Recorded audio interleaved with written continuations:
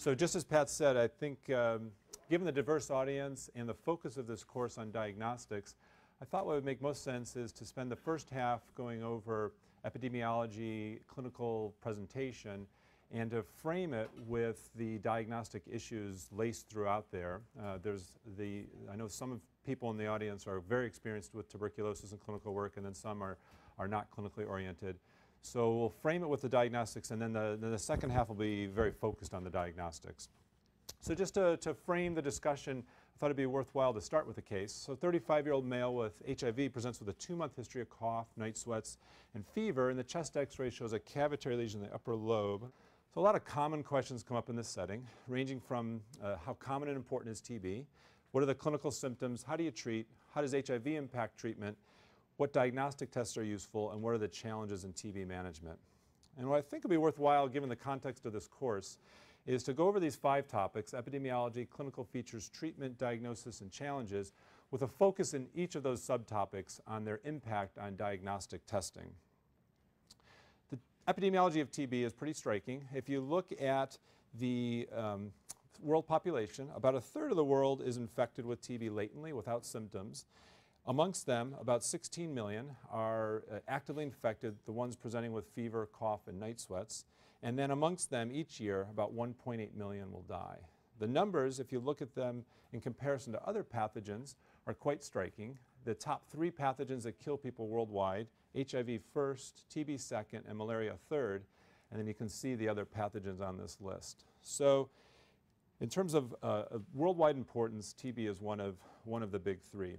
If you actually look at the incidence over the years, over the last century, you can see the decline in mortality and the incidence of TB that begins about 1930, prior to the institution of TB medications, which really became available around 1950. And that speaks to the close relationship of medical treatment, availability of drugs, as well as the importance of public health infrastructure. If you break down some of the trends by country and regions of the world, you can see here that there's many countries have had good control of TB, and you see lowering incidence rates and overall prevalence rates. But there are a number of places in the world where that's not true, and this has been compounded by HIV. When even countries that were beginning to get control of their TB epidemic, then with the arrival of HIV, it became extraordinarily difficult to manage both concurrently, and given their synergistic activity together, the problem was compounded.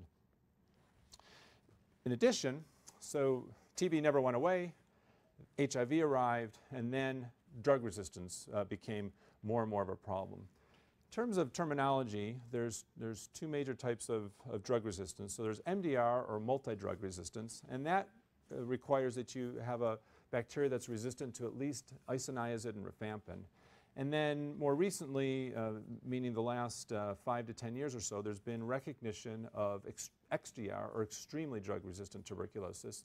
And this refers to an MDR strain that, in addition to MDR, is resistant to a fluoroquinolone, such as moxifloxacin, and then to one of 3 of the drugs at the bottom of the slide: kanamycin, amikacin, and capreomycin, which are all considered second-line drugs for tuberculosis.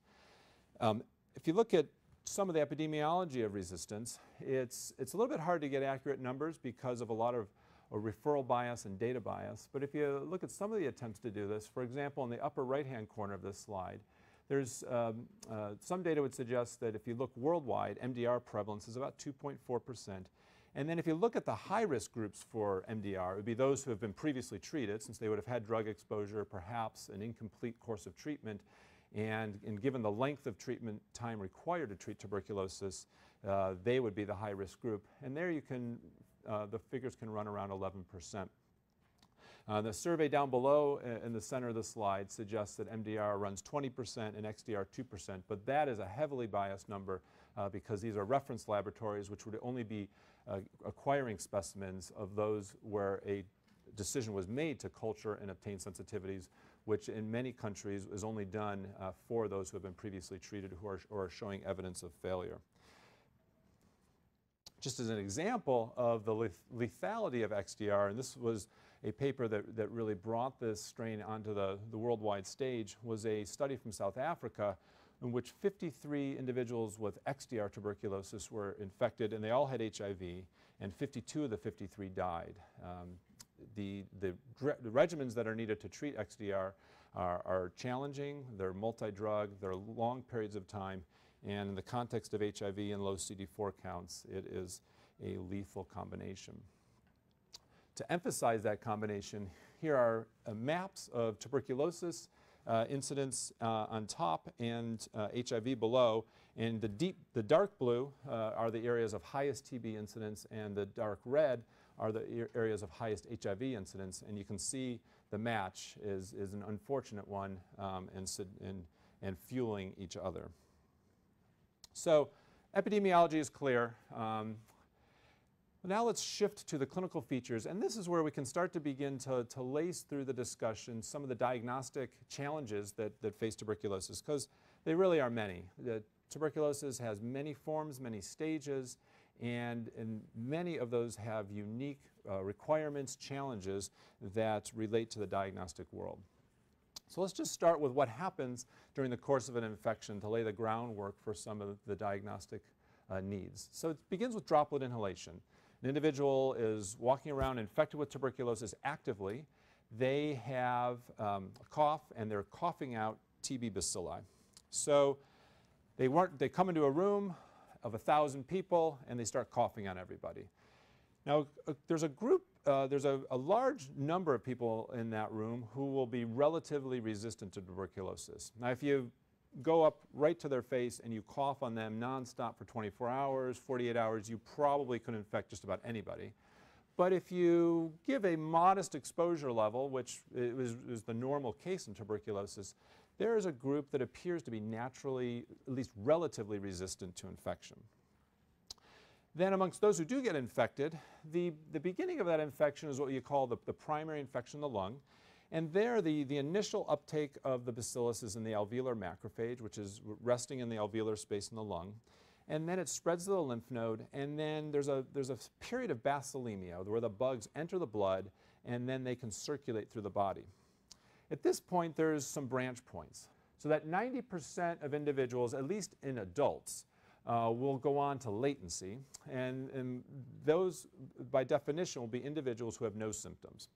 They're infected, they remain infected, but no symptoms. And then the minority in the adult population will have something called primary progressive disease, where they just go right on and they start to develop active symptoms of disease. And then amongst those who are latent, there's an ongoing risk throughout one's life of reactivating the disease. The latent bug sits often in the apical cavities, the upper area of the lung, and it can reactivate at any time in one's life, and there's different risks for that in terms of when and who, but the risk remains there. And then when that reactivation occurs, that can either occur just in the lung or it can occur in any organ of the body, essentially. That initial period of basilemia during the primary lung infection gives the bug an opportunity to seed almost any organ in the body, and that's part of the reason the diversity of clinical symptoms present with tuberculosis can truly be almost any organ. Here's some examples here where in the middle you can have meningitis and you can have brain involvement. You can have miliary disease where you just shower the body with small foci of bacilli, and then you can have lymph node, you have the bone, which is referred to as Pott's disease, and genitourinary tract. So the transmission, just to emphasize, is droplet, and it's actually not a true airborne infection like, say, chickenpox, where I could be on this side of the room and at the back of the room I could infect the person in the back of the room because it's truly through the air. TB, there has to be some moisture to the droplet, and so there actually has to be relatively close contact. And it's infectious, but it's not so highly infectious like a true airborne pathogen. So you do need some level of extended exposure. So just to emphasize this, person comes into the room. Of those 1,000 people, perhaps 50% or 500 don't get infected. And then of those who do get infected, approximately 50 of them, or so 10% of that 500, will go on and get active disease. And then amongst those 50 who get active disease, about 5 to 10 will get some very serious form of that disease, such as meningitis, a handful of that original 1,000. The HIV scenario, so if you don't have HIV, your chance of going on and getting active disease is 10% over your whole life, whereas if you do have HIV, it's 10% per year. Just emphasizing that when you do not have T cells and you don't have a regular immune system, the risk is compounded highly. So those are numbers for adults. If you actually backtrack and you look at numbers for the whole age range of life, that risk of going on to develop active disease is dramatically higher in children. So from the 0 to 12-month age, you have a 43% chance of progressing to active disease. And then you can see it marches down as you get older. And interestingly, there's something called a honeymoon period in the 5 to 15-year-old age group where those individuals don't appear to have much of a risk of having active tuberculosis. So if we just hone in briefly at the cellular level just to emphasize what's happening, because this also pertains to some of the thinking that's needed for diagnostic testing. So TB comes up to the macrophage, it gets ingested, taken up, and sits there in the circle there in the phagolysosome.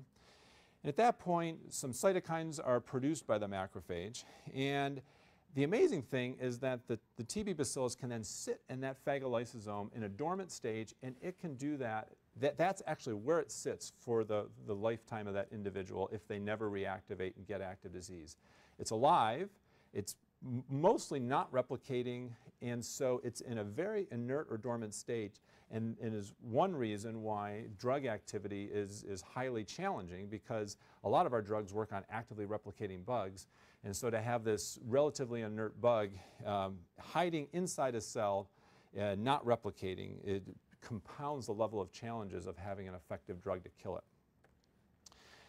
The host forms granulomas up here in the upper right, and at the center of that little ring are macrophages which fuse together, and then there's a cuff on the right side there of T cells. So the host is trying to wall off and contain the bacillus, and the bacillus is basically trying to protect itself to survive. So to emphasize latent TB, no clinical symptoms, bacilli are dormant. This is the rule. Most people, at least adults in the world, will live with latency, not with active disease, and then reactivation occurs with risk factors. So those risk factors have been extensively studied over the last 50 years, and if you just look at the list on the left and think what of those might be the highest, you see the numbers here. So there are a couple things to emphasize. First is that if you recently were infected with TB, your chance of developing tuberculosis, expressed as TB cases per 1,000 person years, is much greater at 12.9 than if you have had it for a while. So less than 1 year versus 1 to 7 years, you can see there's almost a 10-fold difference in your risk. HIV, you can see the immense risk of 35 to 162, and then you can see the other entities on there. So clinicians will assess the state of that person in terms of whether they have these risk factors, and then they will use that in an algorithm to then decide who should get a preventative therapy, or preventative is actually the term we're trying to avoid using, a treatment of their latent tuberculosis. We'll talk about that more briefly just a little bit later, but just to emphasize still the symptoms. So the primary progressive and reactivation are two very different types of tuberculosis. So the primary progressive, where you typically be a child, you don't go into latency. The symptoms can be gradual, or they actually can happen rapidly, but rapidly is never on the order of days. Rapidly in tuberculosis is on the order of weeks to months. Cough, fever, and weight loss. And then if you go down to the bottom of the slide, there tend not to be cavities. The bacillary load is low, and the infectiousness is very small because of that low bacillary load. And many of those features are the opposite in the adult. And the emphasis here is that the primary progressive and pediatric tuberculosis is a low bacilli, a low organism number disease, and that is clearly one of the diagnostic challenges. Diagnostic challenges are hard enough with adult TB, where you've got a lot of tuberculosis in the lungs. And when you shift it to pediatric tuberculosis and some other forms of tuberculosis, and you're down to very few bacilli, the challenge is compounded greatly. So here's just a picture of that granuloma sitting in the upper lobe of the cavity, upper lobe of the lung. And then down below in the arm there is the skin reaction, the PPD skin reaction, which is one of the ways, one of the diagnostic tests that's used that we'll talk more about. Challenges to that, problems with it, and what needs to be done to improve that. That response in the skin is driven by T cells, and so part of that activation process when the bug is taken up in the macrophage is that T cells are activated, they make interferon gamma, and then interferon gamma activates the macrophage to produce nitric oxide and kill the bug. So that current skin test is a surrogate marker for T cell infiltration, interferon gamma production, and that arm of the diagnostic part that we'll talk about in the second half will be focused on what immune features could be thought about to improve our diagnostic testing. So to summarize the latent TB, the tuberculosis sits in the macrophage, a cell designed to kill bacteria, one of the most hostile cells, environments to choose. Sits in the phagolysosome, which is the compartment dedicated to professionally killing bacteria. It modifies that to survive by basically disabling the ability of the phagolysosome to lower the pH and to have the right enzymes that kill bugs. And because it's able to do that, it can then delay formation of the adaptive immune response and subvert it and hence live in an individual for the lifetime. So pulmonary TB is the main form of tuberculosis. I want to touch briefly on these other forms because they again come back to diagnostic challenges. So extrapulmonary, just really any organ, that term literally refers to any organ, involves about 20% of cases of TB. And you can see a breakdown. There's children and adult on the two sides of the slide. And then you can see the breakdown below of the types of extrapulmonary tuberculosis. I want to give you two examples because they'll connect to the later diagnostic thoughts. TB meningitis, the most morbid and feared of all the presentations of tuberculosis because of a high mortality rate, running at least 20%, even in centers which are highly geared up to provide full resources for treating it. Very difficult to diagnose. It has a very slow onset, starts with a headache, fever, some neck stiffness, photophobia, but all happening gradually. And often by the time those symptoms become clear that they're not a transient illness that's going to go away, the individual is already well into their illness. And if it's compounded by lack of access to clinics and to presenting to medical care, places which cannot do a lumbar puncture to help with a diagnosis, all of these features compound each other that it becomes, the treatment often gets initiated late, and it often is either ineffective because of the high mortality rate or leads to severe neurologic disability. So the diagnosis currently, you can get a clue by doing a lumbar puncture of having some abnormal cells in the spinal fluid, but that would not tell you what the cause of the meningitis is. So it really relies on doing an AFB stain or an acid-fast bacilli stain and then a culture for tuberculosis. And then there's been many attempts to use PCR to assist in this, but both the culture and the PCR are often negative. And this is the classic example of a form of tuberculosis that has a low bacilli state. So there's very few bugs that are actually in the spinal fluid, but the inflammatory reaction is very intense and leads to very dramatic symptoms. So a diagnosis that really remains, there's an urgent need to have diagnostic techniques that can pick up these small numbers of bacilli. So that's one type of challenge. Another type of challenge is I would use as an example cervical lymphadenitis. So a swollen lymph node in which, again, you can start out with, there could be many causes of that when a person presents with a swollen lymph node.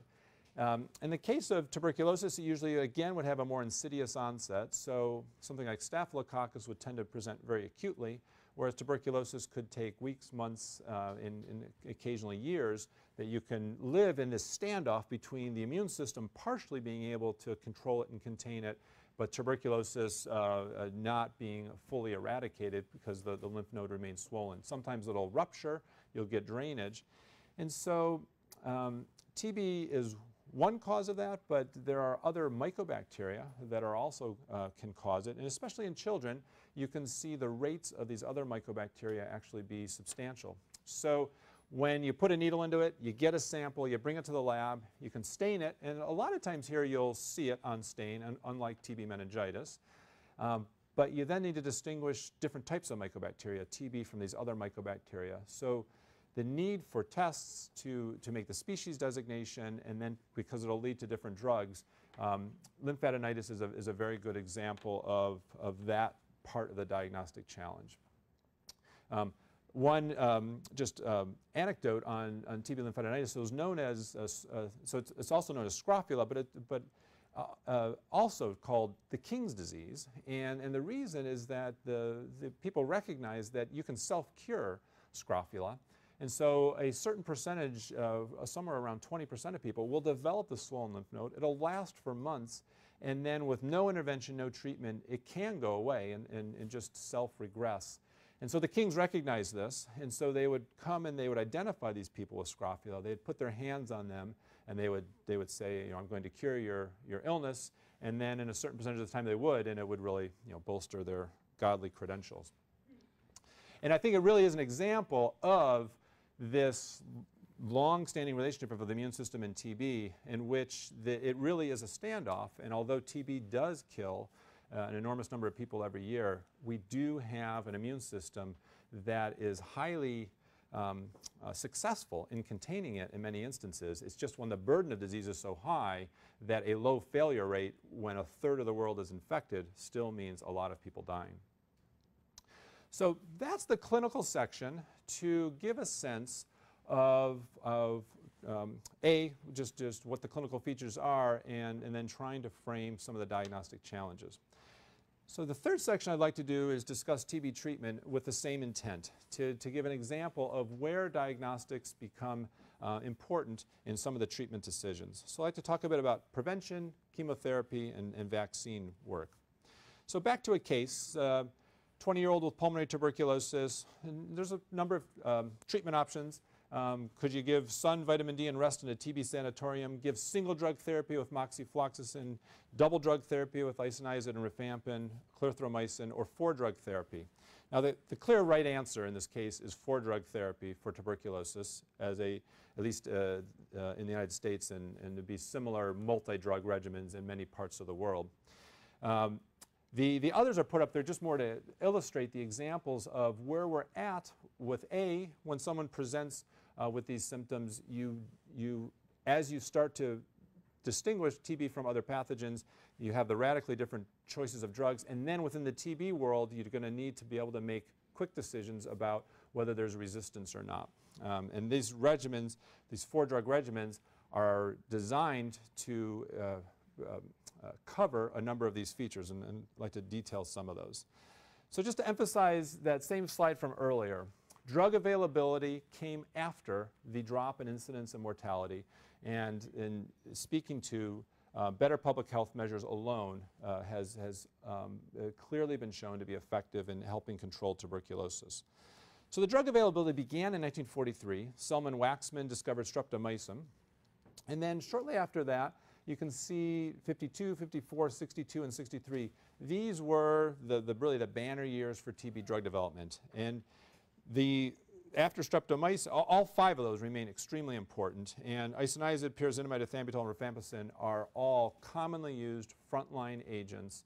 And so it's striking that since 1963, we have not developed a new TB drug that is frontline. Moxifloxacin is the only substantive change to that armamentarium that's only now beginning to happen, but these really remain the standard of frontline drugs.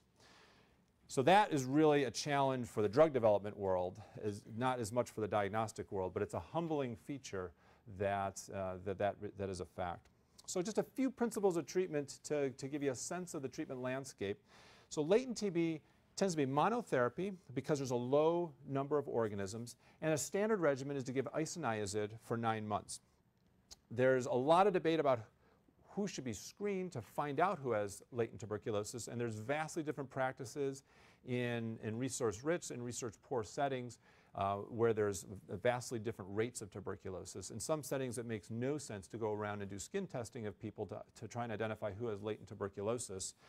In other settings, it does. When those settings, they're down to really trying to track the last small number of individuals in their society who have it. But those debates are really, they're important, and they need to occur at a national level with sensible national policies. But the treatment feature here is that it's a long course of treatment, 9 months of treatment, which is challenging at many levels, as you can imagine. So that's latent tuberculosis.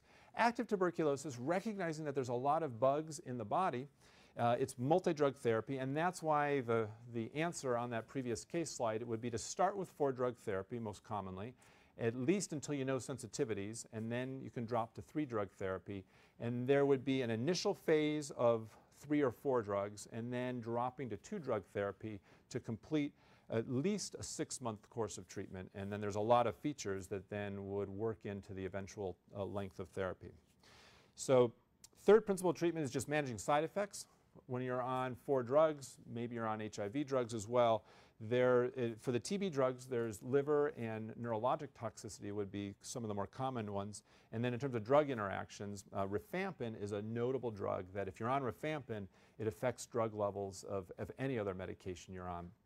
So when you have to do these regimens for 6 to 9 months and sometimes longer, the challenges become significant.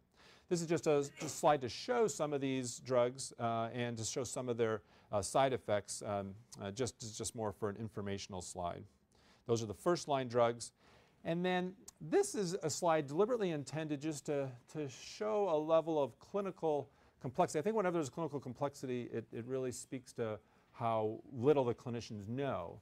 And in this case, this is the current algorithm in the US that's used to stratify whether you should get latent therapy. So you go and identify someone who might be at risk for latent tuberculosis. You do a skin test.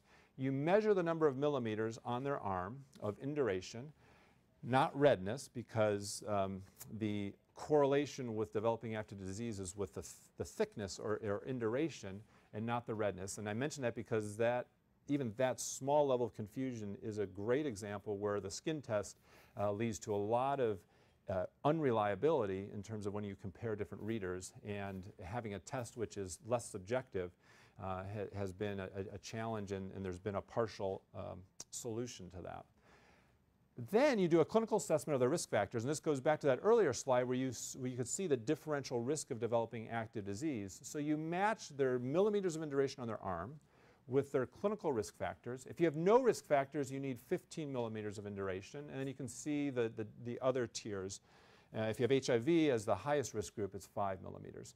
And then you come to a decision: are you going to give them 9 months of isoniazid or not?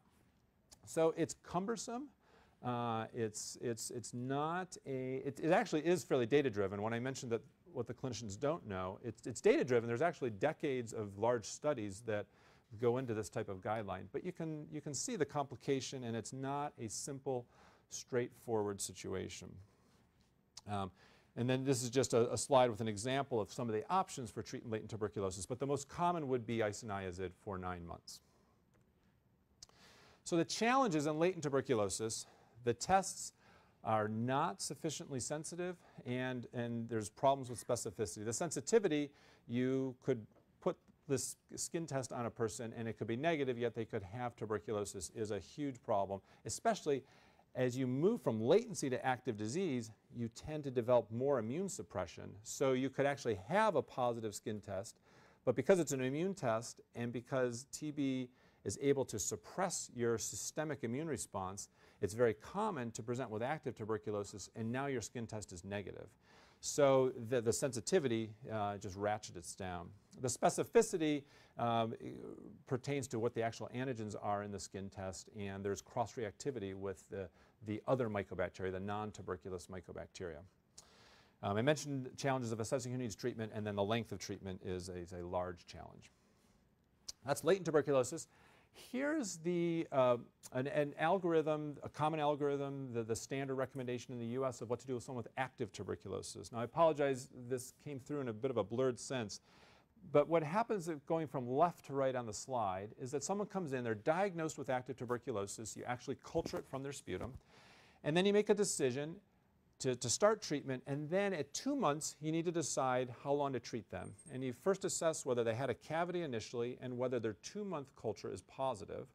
And then if their 2-month culture is still positive, you give them longer, you give them 9 months as opposed to 6 months if they have a cavity. So the details of that aren't critical, but just more to give you a flavor of, you have a diagnostic need at 2 months that you initially have these challenges of how long it takes to make the initial diagnosis in terms of how long the bug takes to grow. You have the challenges of deciding whether there's resistance. So that initial decision of 4 drugs, if you had immediate knowledge of their resistance pattern, especially in a world with rising resistance rates, you could have high impact with those early decision makings. And then at 2 months again, if you need to know whether they remain positive at 2 months, and you need to decide whether is it live bacteria at 2 months that matter or dead ones. So a PCR test, which is going to be picking up dead bacteria, may not actually be a good substitute for a culture at 2 months. And if the algorithm currently is based on 2-month culture positivity, if PCR methods were to come in to start being able to replace some of that because they're faster, they would probably have to reassess what's the right timing because you'd be measuring dead bacilli. So those features are some of the areas in active TB where the diagnostic testing remains inadequate.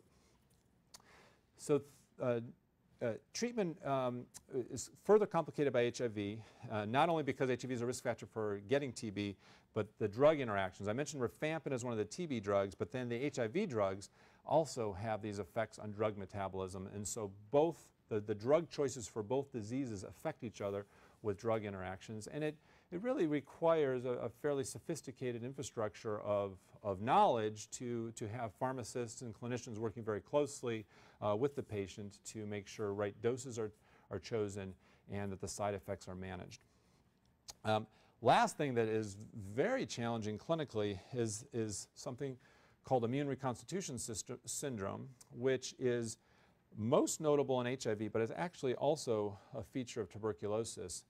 So as you treat HIV and your T cells start to come back, you get an immune system that can now recognize pathogens, and you can get these inflammatory reactions that are good in the sense that they're a sign of the body is now immunologically more strong. But what is very challenging clinically is that you don't know whether that's a new active infection. If someone now is presenting with fever and a swollen lymph node, you don't know if they're just actually having an appropriate reconstitution of their immune system or actually whether they have a new infection. And if you do that, start HIV and TB treatment at the same time, you may be 2 months into treatment and suddenly the patient appears to be getting worse. And it may be that they're actually just regenerating their immune system and there's nothing wrong with the TB treatment that needs to be changed. But you have to distinguish that from they have a resistant bug or they're just failing treatment because of some other reason. So diagnostically, we have really no ability at this point to distinguish failed TB treatment from immune reconstitution in the setting of HIV. It's very well described, and it's a topic of major active research with HIV. But interestingly, TB actually separately has this feature of immune reconstitution. So in the world without HIV, it was well known that you could be into your treatment with tuberculosis and you could have a similar type of immune reconstitution because of that feature that TB is able to suppress the immune system. And so similarly, 2 months into treatment, suddenly there's a flare of symptoms. You have to decide, is this failure of TB treatment or immune reconstitution? And diagnostically, we currently do not have tools that can distinguish the two. Those types of tools partly would benefit from being able to see whether the bug is in there or not, but I think the more likely way that there might be insight diagnostically would be to have some biomarker immune profiles that could distinguish the two. So briefly, treatment of drug-resistant tuberculosis is just much more difficult, more drugs, longer, more toxicities. So what do we want in the next generation of TB drugs? Shorter, simpler, and effective against MDR and less drug interactions with HIV. BCG is the current vaccine, discovered, development started in 1908 and then became widely used in the 1920s. It remains the vaccine. This is the theme of tuberculosis. All these things discovered around 1900 remain in use today. It remains in use today. It's been given to more people than any vaccine in the world. And the efficacy, you can see line 3 there, the efficacy varies from 0 to 80% in major landmark trials, huge trials with thousands of people. There's no vaccine in the world that we give to people that has such irregular and inconsistent efficacy. And so we clearly have a desperate need for a vaccine that works. This gets at issues of what's the mechanism of protective immunity. A lot of the successful vaccines have been antibody-based, but TB along with malaria and HIV are likely going to need a T-cell-based mechanism that can stimulate cytokines such as interferon gamma or other T-cell cytokines, but that really remains to be discovered.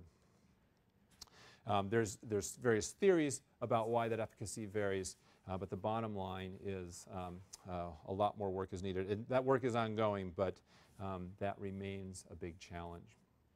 Just returning to that first case, just to re-emphasize 3 of the challenges. So as you meet that person in the clinic with these pulmonary symptoms, you first have to decide what bug, and there's 7 examples of bugs that could give you some pulmonary symptoms. So which pathogen? And then, since we're going to hone in on tuberculosis, you immediately would really like to know, is there drug resistance or not, if you're in an area where drug resistance is significant, which is true often. And then, is there any test that can help you determine the length of treatment? So the challenges, latent tuberculosis, that skin test that we'll talk more about has many problems that we'll enumerate. There's newer generation interferon gamma release assays from blood that are expensive. They've solved some of the problems, but they have not led to a simple, clear, new way of doing LTBI testing, latent tuberculosis. In active disease, the speed of the initial diagnosis when you get that first sputum sample can be anywhere from days to weeks, depending on the system you use. That's just first to see whether there's mycobacteria. You then have to decide, you have to make a species determination, is it tuberculosis or not tuberculosis, in terms of the different mycobacteria, and then the drug sensitivity and resistance issue. Third challenge is this pulsed bacillary disease that we described, and then fourth is the treatment response in terms of being able to determine who is likely to respond quickly and need shorter treatment durations. So those are some of the challenges. So what's available now? So there's microscopy, culture, different molecular tests, drug resistance tests, and then finally immunologic tests. So let's just start with microscopy. So this is going back to, I think, about 1880 when Robert Cook was looking under his microscope and he was playing around with his different dyes, and this is the era where Gram stains were developed and discovered. But he knew that the people with consumption, the wasting disease of tuberculosis, they never stained positive for any organisms. He tried all these different stains and finally discovered that these acid-fast stains could actually stain the TB bacillus. And what acid-fast means is that you can put the stain into the bug and then you can harshly decolorize it. So you can actually use acid, and any other bug on the planet, except for just a small number of TB and related bacteria, will retain the stain, and so hence the term acid-fast bacilli. So it comes by various names: Kenyon, Zeal-Nielsen, Oramine, Rhodamine, and then Phyte. But all of them rely on that essential staining feature. The names really refer, either they're just nomenclature issues or different ways. You can use fluorescent microscopes or you can use conventional microscopes. So why is it acid-fast? Well, there's the TB cell wall, and it's notable for how thick it is, and it's kind of known as kind of a waxy, lipid-rich environment. About 10% of the TB genome is dedicated to making lipids, and they're known as being long, complicated, and that thick cell wall is what enables the bug to retain the acid-fast. It's also partially why it makes it a little bit challenging to get drugs to penetrate and to get inside the bug. So I didn't really emphasize on that one slide, but the acid-fast stain, it's the small pinkish red bacillus. I can't really, from this angle, point at it, but it's right in the middle of that slide in the upper left, that light pink staining. Down below, so that's a conventional microscope where you do a Zeil-Nielsen stain, and down below is the auramine acid-fast stain. And the beauty of auramine, if you have the fluorescent scope, is that you can quickly scan many fields in your microscope, and you can see these quite bright fluorescing organisms. Whereas the conventional microscope, what's notable about that technique is that you have to sit there laboriously for 10 to 30 minutes looking for the bacilli before you can call it negative. Those are the stains, direct visualization, and then in terms of culture characteristics, a notable thing about tuberculosis is cording. And so as shown in the lower right hand is that if you see this feature in your growth, your culture, then that cording is very distinctly associated with TB but not the other mycobacteria. It's not 100%, but it's a very useful phenotype. And then if you actually grow them on an agar plate, the morphology in the upper right also has some distinct qualities compared to the non-tuberculous mycobacteria. So that is the technique of stain that's been available for over 100 years. Now when culture became available, it started out on agar plates and then shifted to liquid. And liquid cultures became quickly apparent that they had some distinct advantages over agar.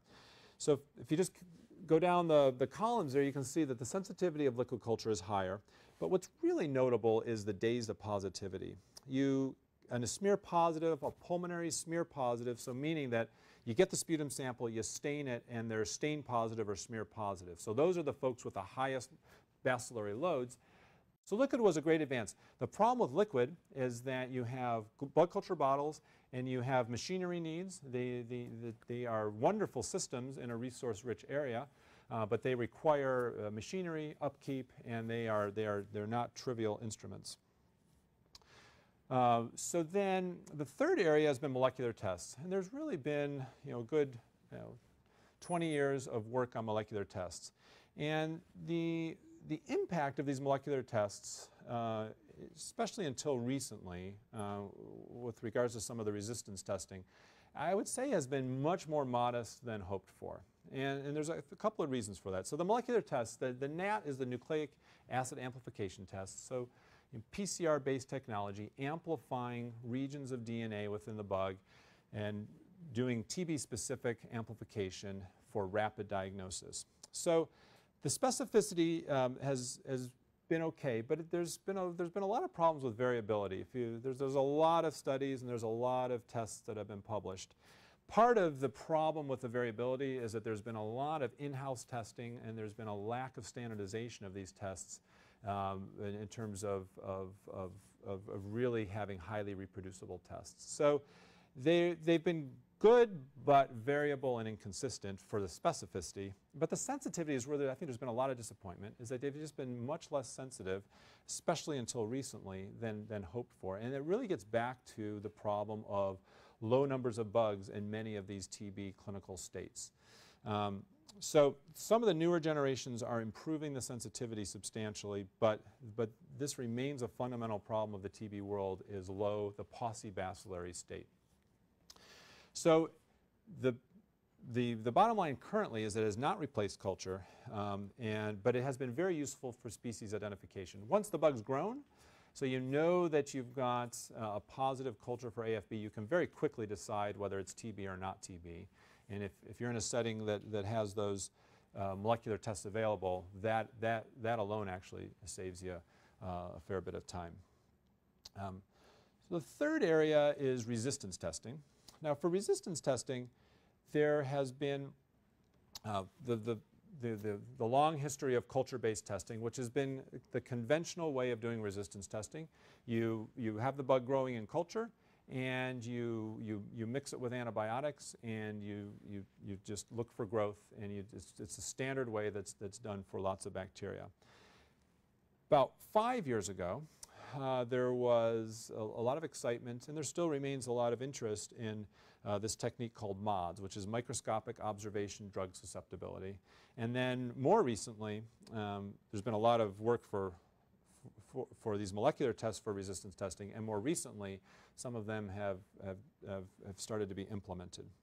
So MODS, let's just talk about each of them separately because they're quite different. So MODS really is a great example of a technology that has, I'd say, optimized the features of culture-based resistance testing and taken advantage of features that can be optimized, meaning, so it's liquid culture, so we're already taking that advantage from earlier, and it uses small volumes where some of the growth properties are enhanced, so the bug appears to grow a little bit faster.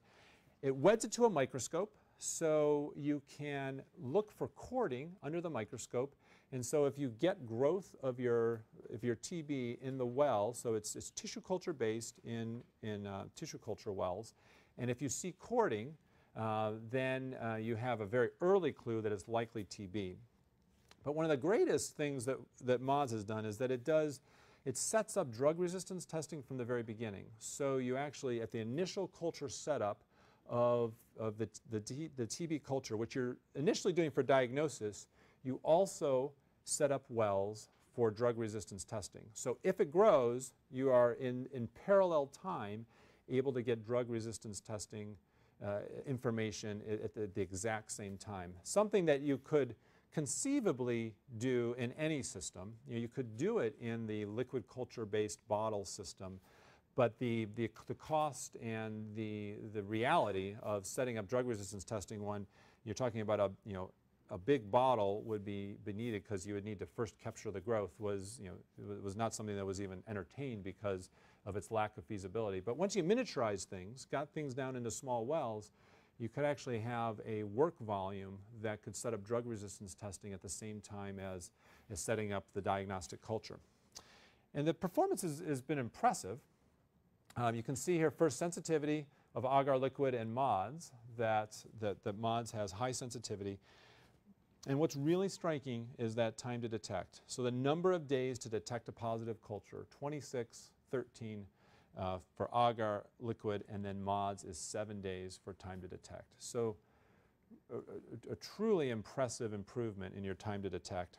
And then even more impressive, so that's time to detect positive culture, so at that point you can make the diagnosis of tuberculosis. But even more impressive, because you set up the drug resistance in real time, in parallel time, 68, 22, and then 7 days to get your drug resistance testing back. So very exciting. And the pros are clear. A fast diagnosis, and you get drug susceptibility information up front. But there are cons, and it is that this does require a tissue culture system, and it's an open tissue culture system, meaning that the plates are, unlike the bottle system, which are closed bottles, and the transmission risk for the personnel working on the cultures is lower. These are conventional tissue culture plates, which are not enclosed. So there's a certain level of expertise and infrastructure that is substantial.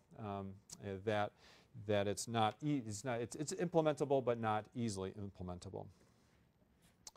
So then the third area of resistance testing that has gotten a lot of attention and now is starting to be implemented are the line probe assays.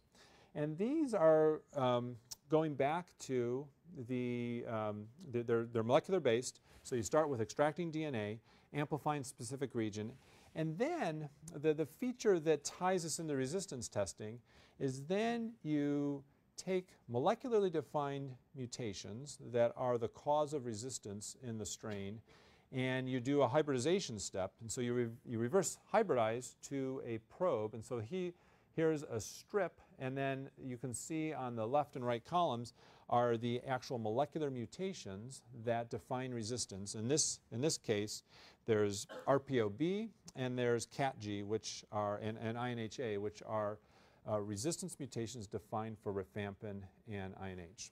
So this has been very exciting, but it's very worthwhile here just dissecting a bit of what this assay is doing, because it really is a great example of pros and cons of a molecular-based resistance assay. And if we sat down as a group, and maybe you've already done this, and you think about what are the features that are going to make a assay like this perform well?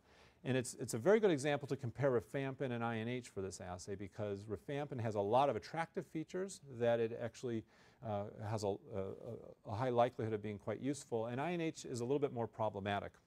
So what would make it good? Well, first of all, you want a single target. So rifampin has a single target. It's the beta subunit of RNA polymerase. Its mechanism is well understood, and that's its only target. The second is you'd like it to have one mutation, explains it all. That if you have rifampin resistance, you just go in and it's a one base pair mutation, and that's it. There's no other mutation that causes rifampin resistance. And rifampin is remarkably high. So 95% of the mutations with rifampin resistance in TB are actually confined to a very small region. It's not just one site, but it's a very small region. You can amplify that region, and you can detect 95% of mutations. It's species specific, so if you have a related non-tuberculous mycobacteria, you don't tend to get a lot of other species amplification. And there don't tend to be a lot of additional polymorphisms or mutations that have nothing to do with resistance in the region. So the performance characteristics are impressive. It has a very high sensitivity and specificity, and the numbers are quoted up over 98%. Third feature you want this to be for an important drug. It'd be great if you do this, but it's your 10th drug for tuberculosis. It's really just going to be an academic exercise. Rifampin is a frontline drug. It's definitely one of the most important drugs used.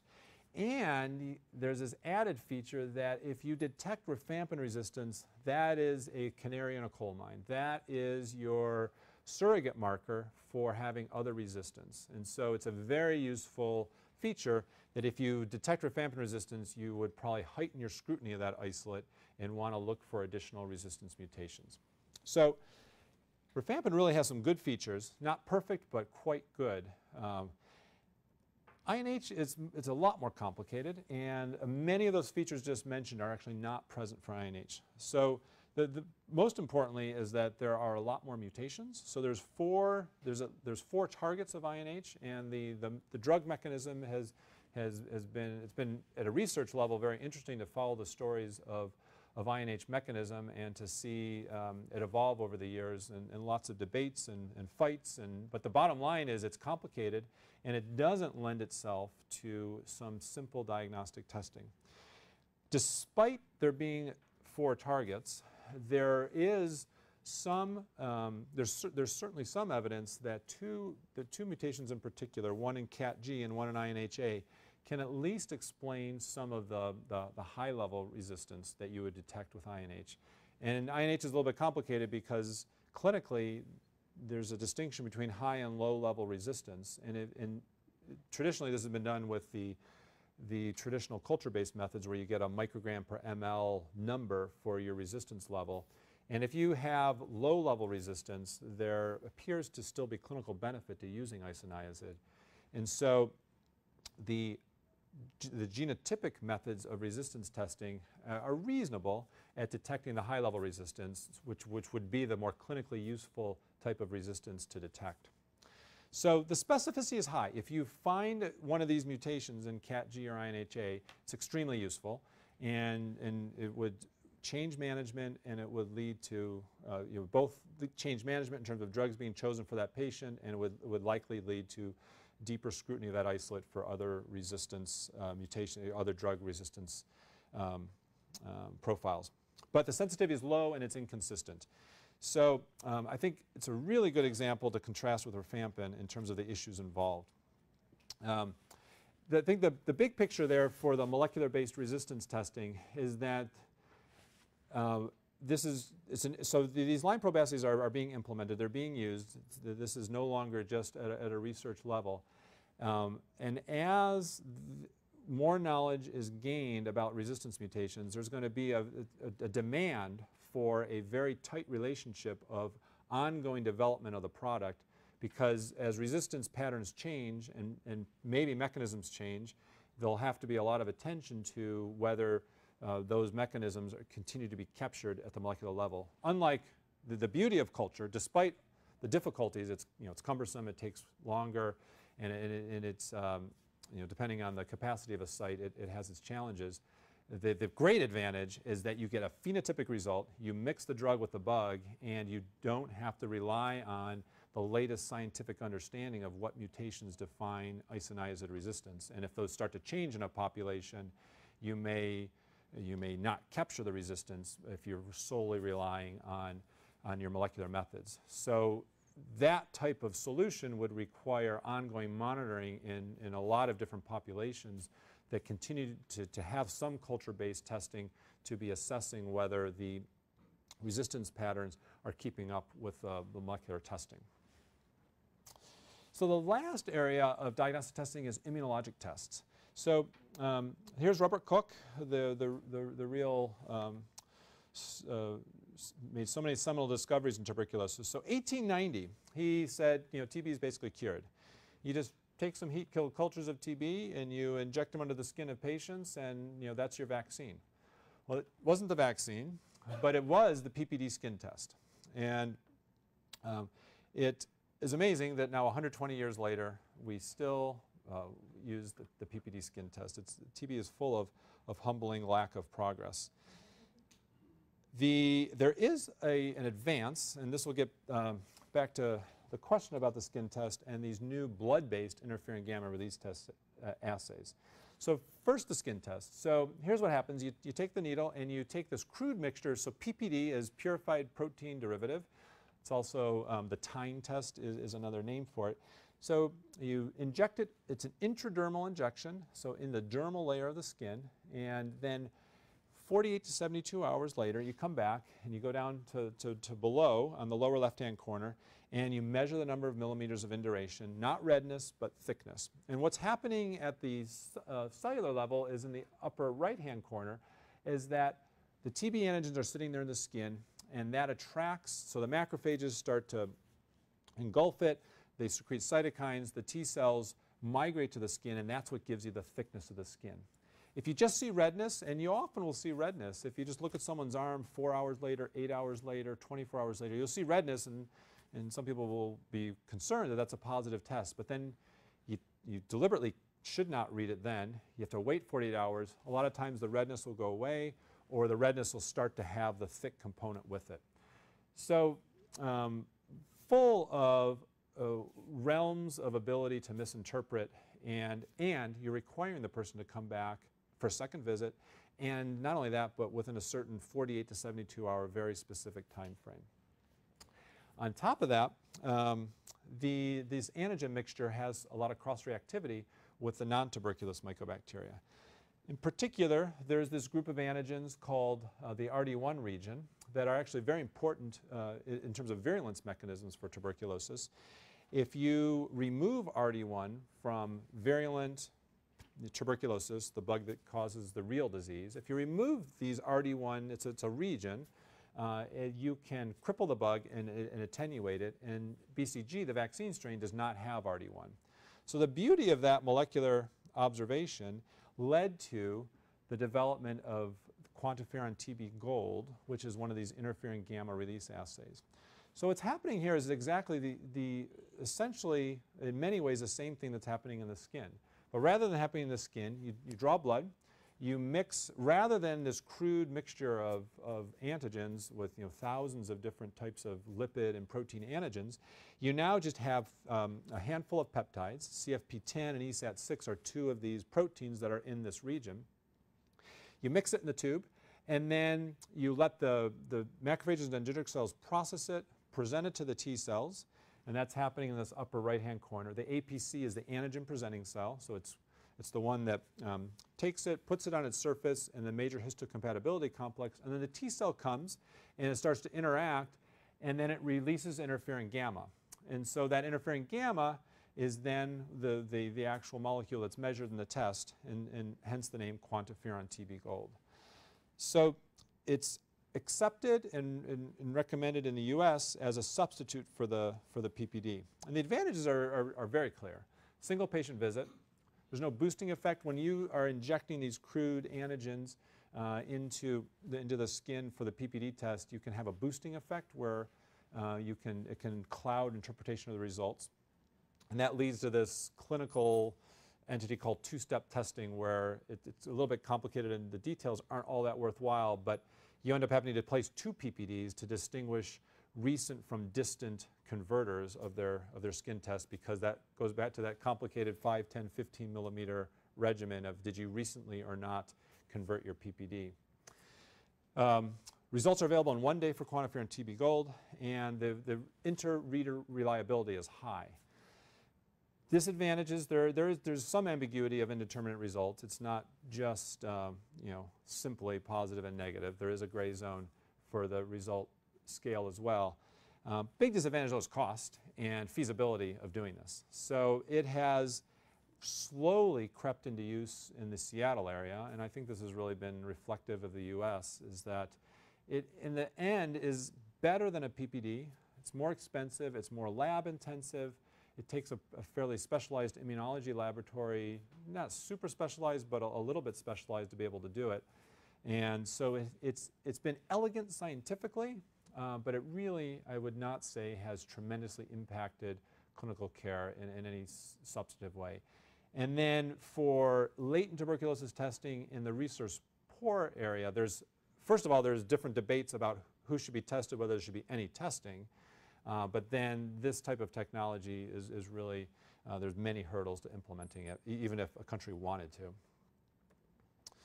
to.